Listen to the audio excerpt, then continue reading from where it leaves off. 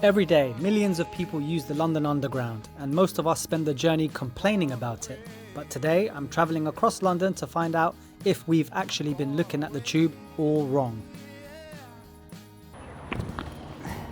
If there's any place to start, it's here, King's Cross Station, which I like to call the front door to London, because everyone from all over the UK comes here before disappearing underground. Standing here, it's easy to forget that this isn't just any old railway system, but in fact, it's the very first underground railway system anywhere in the world. When it opened in 1863, no one in the world had ever done anything like this before. So if there's a metro in a city, they all owe something to what started underneath London.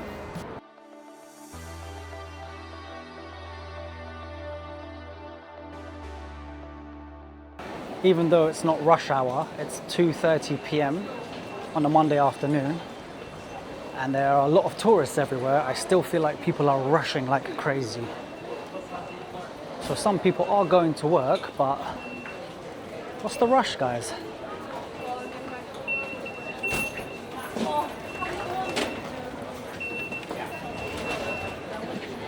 I can already feel the sense of urgency, the stress, the rush.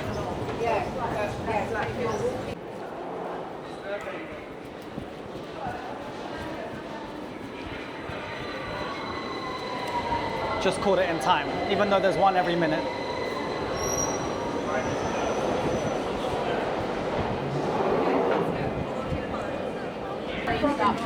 Metropolitan, Northern and Piccadilly lines, national and international rail services. Exit here. The next station is Euston. This is Oxford Circus. Customer safety information. When waiting for your train, you stand by the airline at all times. Thank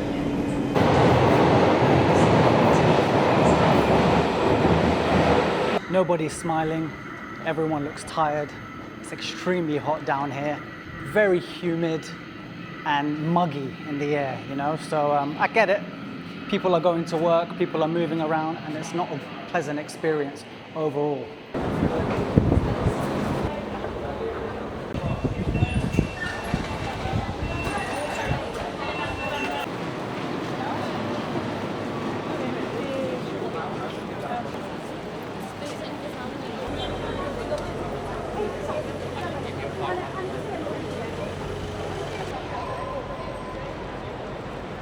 This place is chaos. Thousands of people moving in every direction. At first glance, it almost feels badly designed, but that's the interesting part. Different companies built different lines throughout the decades.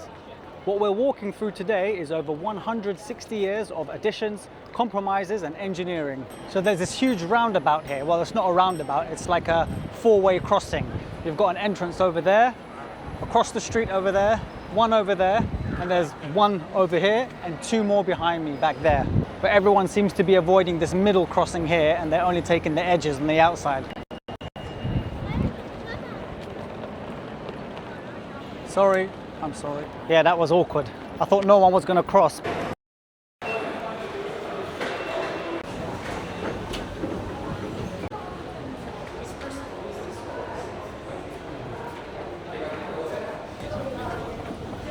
We're off to Bank Station now.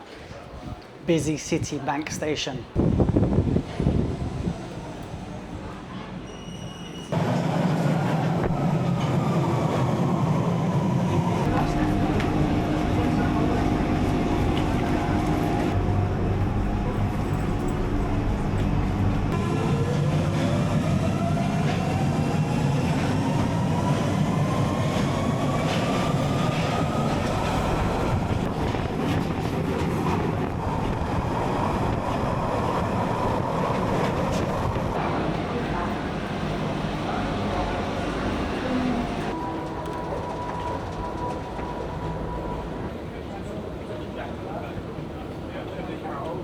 This has to be the only station with that conveyor belt thingy. It's almost like an airport. This one is massive. Look at all the tunnels. I don't know where I'm going, but we'll explore. There's no one here. I'm the only one in this part of the station. And I can hear tubes and trains going by. So what we're gonna do, let's just call this lift and take it upstairs and try and make our way out. -9, what? What do you mean -9? Finally made it out.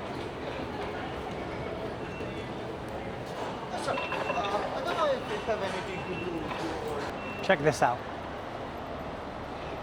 Part suspended, severe delays. The entire line, minor delays, minor delays.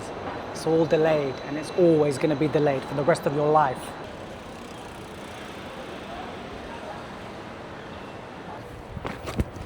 I've always wondered why Bank Station felt like such a maze. It turns out it wasn't intended to be just one station, but as it grew over the years, they added multiple lines and connected multiple stations. It's even connected to Monument Station, which is a 2-minute walk, as well as Cannon Street Station. I'm not sure if that's connected, but Cannon Street Station is also a 2-minute walk away. So yeah, it's basically one massive multiplex of stations all built into one. I always wondered why they don't just install air conditioning on the tube, but many of these deep tunnels were built over 100 years ago and are simply too small. Rebuilding them would mean huge engineering work on the railway that millions of people rely on every day. So before you feel like complaining, just remember it's a lot complicated than you can even imagine. So we're just heading to Liverpool Street Station, which is about a 15-minute walk from Bank Station. Off topic, but what is this? Look at this modern art. Why does all modern art have to be weird? Why can it not just be perfect, something nice to look at?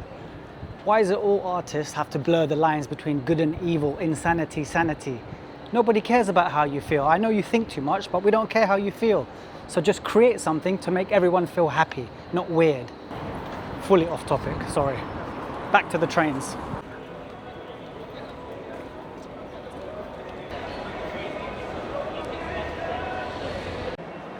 Liverpool Street feels very busy, probably even busier than King's Cross and Bank.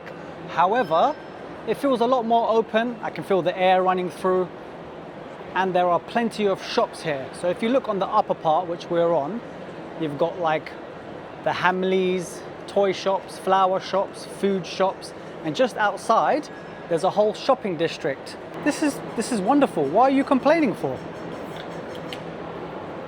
You're not complaining because the tube is crap, you're actually complaining because you're in a rush. The city has got you rushed.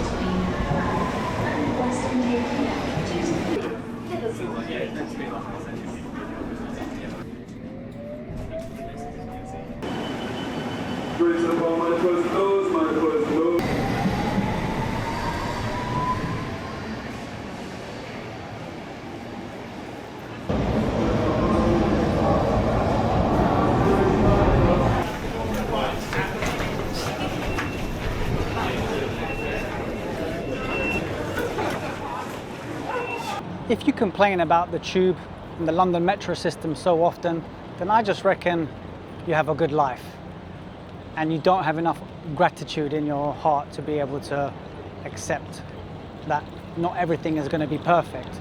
So be grateful for what you have already. Realize that there are plenty of people in the world that are suffering and still have a smile on their face, and fight through the whole situation. So yeah, I get it. It can be very busy because everybody's got somewhere to go. It can be very hot, and it can just be frustrating.